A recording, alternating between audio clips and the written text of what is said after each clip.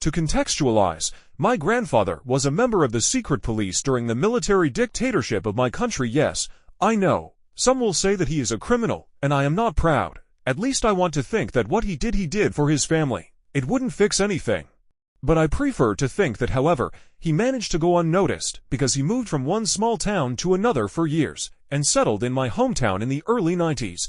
My town is quite far from the capital, and there really wasn't as much violence here as in other areas. At least that's what I've heard from the people who lived through that time. This was perfect for my grandfather. Nobody knew his past, and he, along with my grandmother and my mother, who at that time I was still young, they lived a relatively normal life for years. Still, due to personal reasons, my grandfather had to go to the capital on one occasion and suffered an attack that almost killed him. In short, he received a stab wound of someone who recognized him and was involved in the disappearance of a relative of his. My grandfather did not press charges. Since then, he lives with paranoia.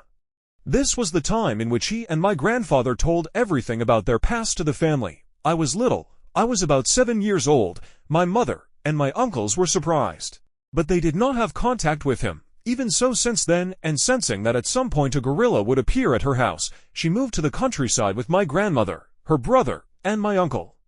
This brings us to the current situation. My sister has a boyfriend who recently became her fiancé. He is a nice guy, but can be quite reckless at times. We were at a family gathering at my grandparents' farm when my brother-in-law decided it would be fun to play a prank on my grandfather. I don't know what he was thinking when he found out about this. When my sister told him, out of nowhere, he disappeared. Most of my relatives were already gone when the prank happened. In a few words, she covered her face, and with a flare gun, she pretended to give a signal. Then she jumped on my grandfather as if she wanted to attack him. At that moment, my grandfather's mind was filled with dark memories. He could not discern between the joke and a real threat, and took a knife. I will leave what happened to your interpretation.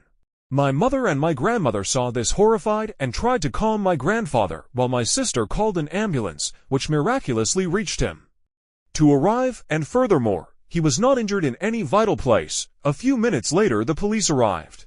The family is in a state of constant tension.